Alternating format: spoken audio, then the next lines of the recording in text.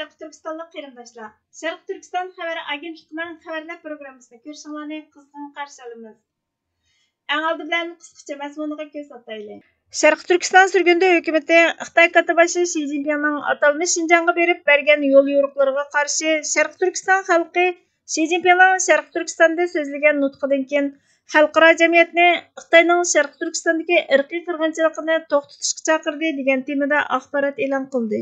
Şərq Türkistan sürgündə hökuməti əgər Samansay Zipover xalisa irqiy qirg'inchilikni to'xtatishni Bayden hökumətinin aldınqı muhim ishi qatoriga qo'ya oladi dedi. Tövəndə təfsili məzmunlarını diqqətinizə sunumuz.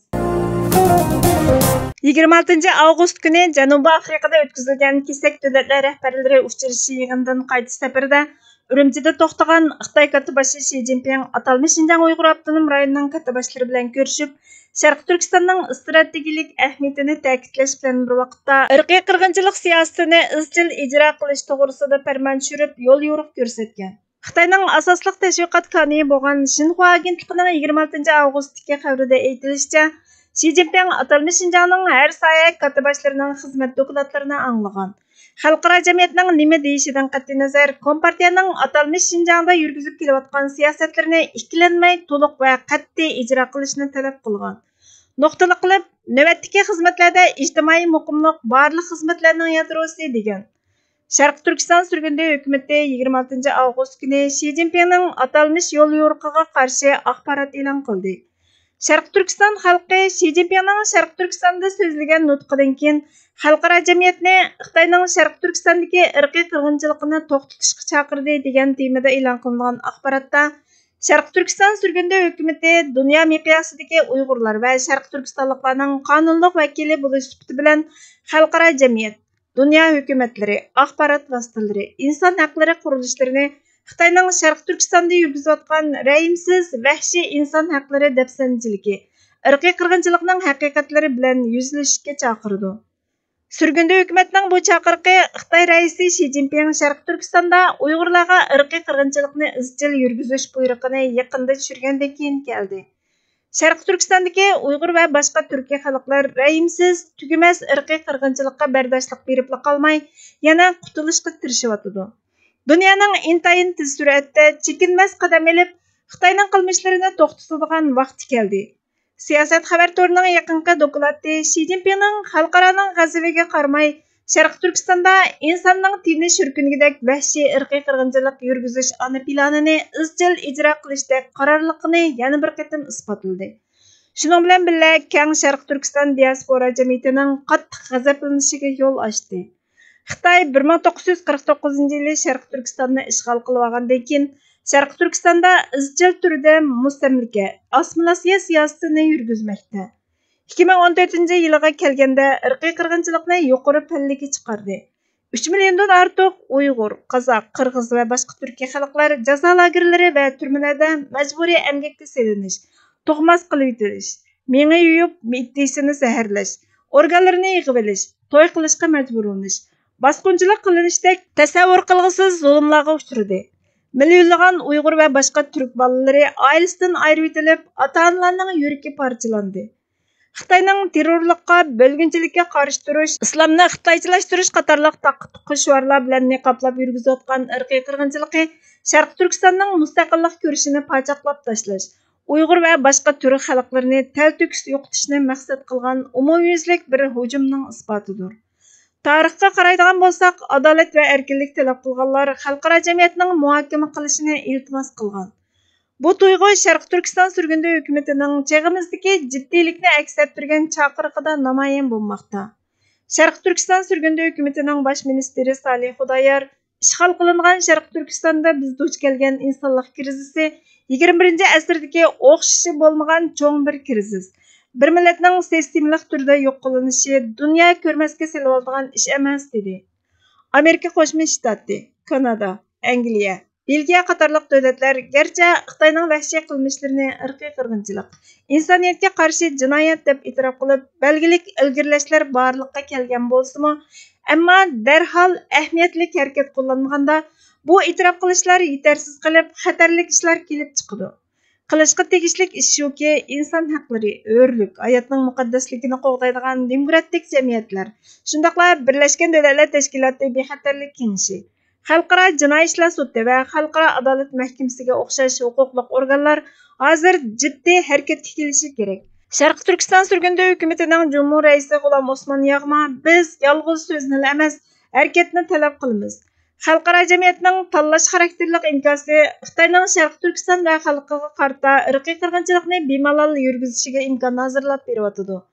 Hayron qilishga tegishli yeri shuki, Birlashgan Millatlar Tashkiloti bexatarlik kengashi inson haqlari va hurlikka ahamiyat beradigan hukumatlar buni ko'rmasga selyotidi. Gerçi Sharqi Turkiston surgunda hukumati 2020-yili Xalqaro sud mahkamasiga Xitoyning Sharqi Turkistondagi irqiy qirg'inchilikni isbotlab beradigan dalil isbotlarni to'liq topshirgan. Yana 2021-yili va 2022-yili to'liqlab arxiv sunib, xalqaroning jinoiy ishlar sud mahkamasining Shi Jinpingni o'z ichiga olgan Xitoy qatnashchilariga qarta tekshirishni boshlatishni talab qilgan bo'lsa-mu, Birlashgan Millatlar Tashkiloti bexatarlik kengashi Ukrainadagi insonlik krizisini hal qilish uchun tirishchanlik ko'rsatsa, xalqaro jinoiy ishlar sud mahkamasi Putinni qo'lga olish buyrug'ini chiqarib, Xitoyga Sharq Turkistondagi insonlik krizisiga qarta hayron qolgudek darajada tinch, harakatsiz holatni shakllantirmoqda. Bu chuqur tarixga yozildi. Sharq Turkiston surgunda hukumati Sharq Turkistondagi Uyg'ur va boshqa Turkiya xalqlariga vakolatan xalqaro jamiyatning vijdoniga yana bir qatam shunday xitob qiladi-ki, biz hozir yo'l eg'izida turyapmiz. Dünya bir millatning yo'qotilishining oldini olish uchun harakat qilamdi yoki bu qorong'u batni tarixning munozara qilinmas sahifasiga yozib, kelgusida mushuninga o'xshash vahshiyliklarning yuz berishiga yo'l qo'yamdi, deyildi. Sharq Turkiston surgunda hukumati e'lon qilgan axborot dunyoning har qaysi joylarida jarangladi. Dünya siyosiy yo'llari va har soha ahlidan tarkib topgan nurg'ulg'an әгеш kuchisi bo'lgan Hindiston Vibes News xabar turi 27 avgust kuni AP xabar turi, Xabar Nido xabar turi va boshqa xabar kanallari 28 avgust kuni Sharq Turkiston surgunda hukumatining dunyoning har qaysi joylaridagi davlat hukumatlari, kishilik huquqni qo'g'dash tashkilotlari va turli qurilishlarga Xitoyning irqiy qirg'inchiligi va ishg'oliyatini to'xtatish uchun darhol harakatlanishga chaqiriq qilish to'g'risidagi axborotini tafsili xabar qildi. Federalist xabar turi 28 avgust kuni e'lon qilgan irqiy qirg'inchilik haqida kitob yozgan Samantha J. Power nima uchun irqiy qirg'inchilikqa sal qaraydi degan temadagi maqolada Amerika Xalqaro taraqqiyot organining raisi, burunqi Amerikaning Birlashgan Millatlar Tashkilotida turishliq elchisi Samantha J. Power Fujida chaqirilgan Hindi Tinch okean bexatarlik yig'inida klimat o'zgarishi haqida so'zlagan. Ammo Xitoyning Sharq Turkistonda yurgizib kelayotgan irqiy qirg'inchiligi haqida hech narsa demagan. Amaliyotda u 2002-yili Amerikaning irqiy qirg'inchilikni to'xtatishda mag'lub bo'lgan tarixini bayon qilgan Jahannamdan chiqqan masala degan kitobni yozib, Pulitzer mukofotiga erishgan. Jahannamdan chiqqan masala degan bu kitobda Amerikaning irqiy qirg'inchilikni to'xtatish majburiyatini ado qila olmaganligini mantiqiga uyg'un shaklda tafsili bayon qilgan edi. 1994-yili Rivandada yuz bergan vahshiylikni irqiy qirg'inchilik harakati deb ataganligini qonunliq bir shaklda tanqidlagan. Trump hukumati Xitoyning Sharq Turkistonda yurgizgan vahshiylikni irqiy qirg'inchilik deb e'tirof qildi. Biden hokimiyati buningga varislik qilgan bo'lsa-mu, J. Power buning uchun ovoz chiqarmadi. Irqiy qirg'inchilikning oldini olish va jazolashga aloqador kelishimnoma 1950-yildan boshlab xalqaro qonunning cheklash kuchiga ega bo'lib, xalqaro jamiyatning aralashib irqiy qirg'inchilikni to'xtatishini talab qiladi. Neoliberal prinsipi bo'lgan qo'g'dash mas'uliyatimi irqiy qirg'inchilikni to'xtatishni talab qiladi. Gerçi atalmış Şinjan sirtidagi zavodlarda Uyg'urlar majburiy emgakka selinayotgan bo'lsa-mu, Biden hukumati osondagi kishi va shirkatni quruq tanqidlab jazo yurgizdi. Xitoy xalqaro tartibga qaramay ichi va sirtida Afrikada kishilik huquqni xohlagancha dafsanda qilibmi jazolanmadi. J. Power 2020-yili Biden hukumatida ishlashdan ilgari nutq so'zlab, Xitoyning ta'sir kuchi bor yerda bo'libmi Birlashgan Davlatlar Tashkilotida kishilik huquqqa qanday ta'sir ko'rsatadiganligini tushuntirdi. 2015-yili taxminan 700 nafar Xitoy tinchlik saqlash xodimi Janubiy Sudanga o'rinlashtirildi. Ular fuqarolarni emas, Xitoyning neftliklarini qo'g'didi. Sudan bilan Janubiy Sudan o'rtasida urush davomlashsa-mu, har ikki davlat yanala Xitoyga beqinadi. Xitoy ularga Tayvanni mustaqil davlat deb e'tirof qilmaslik shartini qo'ydi. Xitoy hukumati siyosiy mahbuslarning a'zolarini yig'ib oladi. Hong Kongdagi nashriyatchilar, kitob sotuvchilar va namoyishchilarni qo'lga oladi va yo'qotadi. Galapagos oroli atrofidagi suvlarni bulang-talang qiladi. Advokatlar, kishilik huquq faoliyatchilari, olimlar va jurnalistlarni turmaga solib qiynaydi. Xitoyning kuchining eshishiga ergishib, hamma joyda kishilik huquqqa bo'lgan tahdidni kuchaydi. Samantha Power Xitoyning irqiy qirg'inchilik yurgizish qilmishi, insoniyatga qarata jinoyatini yuqori ovozda so'zlashi kerak edi.